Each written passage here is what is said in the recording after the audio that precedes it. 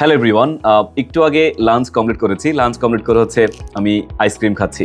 আমরা লাঞ্চের পরে বা হচ্ছে ডিনারের পরে, ভারী খাবারের পরে বিভিন্ন সময় মিষ্টি আইটেম খাই। সেমাই খেতে পারি, আমরা হচ্ছে আইসক্রিম খেতে পারি, বা আমরা মিষ্টি খেতে পারি, নানান জিনিস আমরা খাই। সো এইটাকে আমরা বলি হচ্ছে ডিজার্ট, DESSERT, ডিজার্ট, মিষ্টান্ন।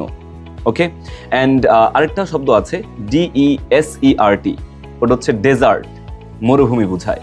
সো যখন ডেজার্ট DESERT, ওটা হচ্ছে ডেজার্ট, উচ্চারণটাও খেয়াল করতে হবে, ডেজার্ট নট ডিজার্ট।